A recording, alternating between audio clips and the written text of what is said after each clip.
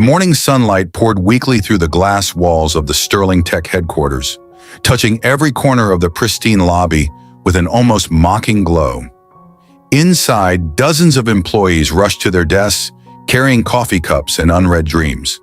But among them was one woman whose steps were slower, heavier, each one weighted with dread. Her name was Emily Carter, 28 years old, quiet, hardworking, and known for never missing a deadline. Yet that morning, her hands trembled as she clutched the elevator rail, her eyes red from a night of crying. She wasn't just tired, she was terrified. She had just learned that her department was under review and the company was planning to downsize. The whispers in the hallway were ruthless. 2 people were about to be fired by the end of the week. Emily had been working late hours despite her morning sickness, trying to hide the truth growing inside her belly. But secrets never stay buried for long, especially in offices where competition lives in every corner. As the elevator doors opened, Emily took a deep breath and walked toward her desk, praying under her breath that she could keep her job. Because if she lost it now, she had no idea how she'd pay rent, afford food, or prepare for the tiny heartbeat depending on her. If you believe in kindness, second chances, and the power of understanding, please take a moment to like this video, share it with someone who needs hope today, and subscribe to our channel Kindness Stories to support more real, emotional stories like this one. Emily's boss, Nathan Hale, was a man known for being sharp, demanding, and almost painfully professional. A self-made CEO who had built the company from the ground up, Nathan had little patience for excuses. His world was built on discipline and deadlines, not emotions. So when he called Emily into his office that morning, she felt her knees weaken. Her palms were damp. The room was too bright, too silent. Nathan didn't even look up at first. He was reviewing a report on his tablet, his brow furrowed. "Emily," he finally said, his tone calm but distant, "you've been one of our most consistent employees. But lately your performance has dropped. You've missed 2 reports, left early twice, and your last project came in with errors. That's not like you." His words pierced her heart. Emily opened her mouth, but the lump in her throat made it hard to speak. She wanted to explain. She wanted to say that her body had been exhausted, that her nights had turned into restless hours of nausea and worry, that she was doing her best while her world was falling apart. But how could she tell him without sounding weak, without losing everything? She tried to hold it in, but when Nathan mentioned the possibility of layoffs, something inside her broke. Her voice came out shaking, trembling with fear and desperation. "Please don't fire me, sir. I'm pregnant." The room went silent. Nathan froze, his expression unreadable. Emily immediately regretted it, covering her mouth as tears filled her eyes. She hadn't planned to say it, not like this. Not in a glass office where her secret could echo. She whispered again, her voice cracking. "I'm sorry. I didn't mean to say it like that. I can't lose this job. I have no one else." Nathan slowly set his tablet down, his expression shifting from shock to something softer, more human.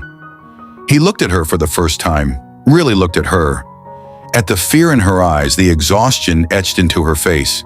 He saw the same desperation he once saw in the mirror years ago, when his own wife had been pregnant, and he was fighting to build a life for them. But that life had been stolen too soon. His wife and unborn child had died in an accident 6 years ago. Since then, Nathan had built walls around his heart so thick that even empathy struggled to get through. But in that moment, those walls cracked. He stood up, walked around the desk, and handed her a chair. Emily tried to speak, but he gently raised a hand. "Sit down, Emily," he said quietly. His tone was no longer that of a boss, but of a man trying to remember what compassion felt like. She sat, her body trembling, tears streaming down her cheeks as she whispered apologies. Nathan asked nothing at first. He just watched her, silently replaying her words in his mind. Pregnant, alone, afraid. It was too familiar, too haunting. After a few long minutes, he finally asked, "Where's the father?" Emily looked away. "He left when he found out," she said softly.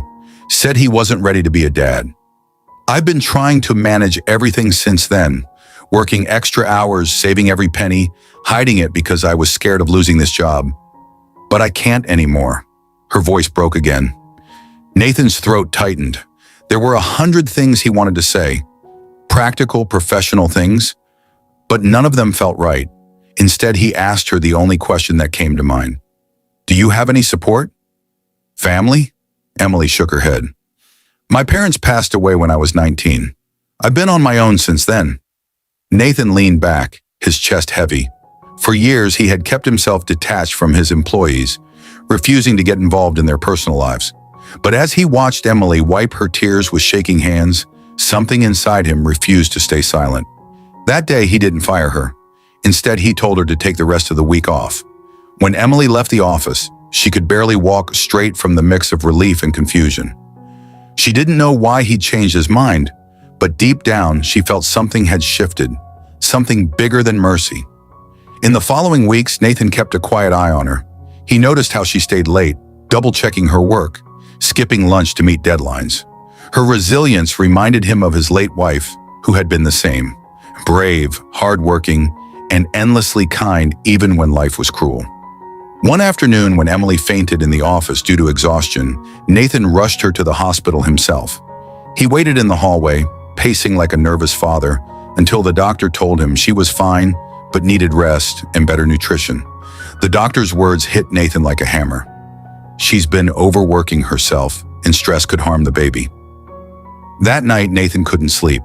He thought about how his company had turned into a machine, efficient, profitable, but heartless. He thought about how many people like Emily must have walked out of his doors over the years, broken and afraid. The realization hurt. The next morning, he called an emergency meeting, not for layoffs, but for change. He announced a new policy: extended maternity leave, healthcare benefits for expecting mothers, and flexible schedules for single parents. The staff was stunned, but no one was more shocked than Emily, who stood at the back, her eyes wide with disbelief. After the meeting, Nathan approached her quietly and said, "You taught me something, Emily. This company needed a heart again." From that day, everything changed. Emily worked closely with Nathan, helping design programs for working mothers. Slowly, she became more confident, smiling more often, laughing even. Nathan found himself drawn to her sincerity, not romantically at first, but in admiration for her strength. She reminded him that compassion could rebuild what ambition had destroyed. Months passed, and when Emily's baby shower was organized by her colleagues, Nathan attended. He stood there, surrounded by balloons and laughter, watching as Emily's eyes sparkled with gratitude. She approached him at the end, holding a small white box. Inside was a tiny pair of baby shoes. "I wanted to thank you," she said, her voice trembling. "You didn't just save my job. You saved my hope." Nathan felt his eyes sting. For years, he had built his life around loss, convinced that love and kindness only led to pain. But Emily and her unborn child had shown him something different, something worth living for again. When Emily finally gave birth to a healthy baby girl, she named her Grace, because as she said, "That's what saved me." Nathan visited the hospital, holding the baby gently in his arms, feeling tears fall freely for the first time in years. In that quiet moment, surrounded by soft cries and the scent of new life, he whispered to the little girl, "You've changed more than you'll ever know." Emily returned to work months later, stronger, happier, and determined to give back. Nathan promoted her to team lead, and her story spread through the office like light through dark corridors.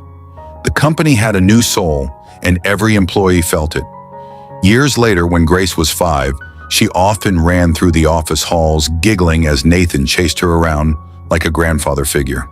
The man who once lived behind glass walls now smiled more than he frowned.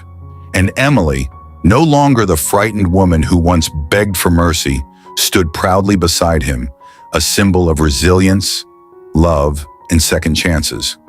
If this story touched your heart, please take a moment to like this video, share it with someone who needs hope, and subscribe to Kindness Stories to keep spreading love and compassion in a world that needs it. And before we end, tell us in the comments below, do you believe one act of kindness can truly change someone's life forever? Because for Emily and Nathan, it did. It changed everything.